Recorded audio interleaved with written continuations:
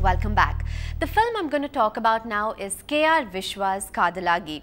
Well, I was asked to review it by one of the actors who starred in it, and I was a little skeptical, to be honest, because the film has had little or no publicity, so I was kind of wondering whether to go watch it or not. I finally did, and I'm glad I did. Mr. Vijay Gopal, thank you for your call. I was pleasantly surprised by the film's quality. While I won't rave about it, I certainly won't dismiss it either, and here's why. Politician Raja Rajashekar is a Jadi Pei, which when translated means a community-obsessed demon or bigot. He's a kind of Hitler. He believes that his own kind are superior to others and works tirelessly and manically to promote them and them only.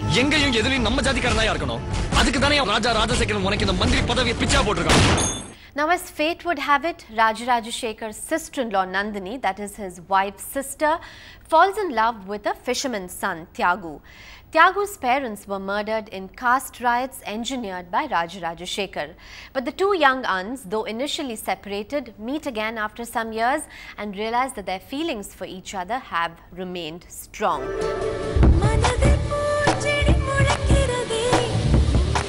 Standing by them are their four trusted and constant friends.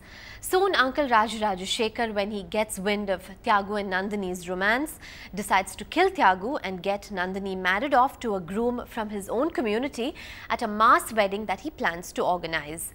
During a chase, when Nandini attempts to escape from her uncle, she meets with an accident and dies. Or is she murdered? How does Tyagu and their friends avenge her death? This forms the rest of the plot. Also, this entire story is narrated by the friends on a train to Prakash Raj, a fellow traveller. But is he just that, a traveller, or is he someone in disguise? The film has so much of the illusionist in it. So much. I asked director Vishwa if he was influenced by that film, and he did admit having seen it and was surprised that I had noticed. I also asked him why the film wasn't out in Satyam or Inox. I saw it in Shanti, and he said that it could be due to the release of Singham. That's a pity because this is a pretty decent film, really. It stars all freshers. Krishna Kumar as Tyagu, Srishti Dange as Nandini. The friends are played by Ajay, Amrita Chapriya, Roshan Nawaz, Christy, and Vijay Gopal stars as Raja Rajashekar. Now, they've all dubbed for themselves, except for Amrita Chapriya with a horrendous accent.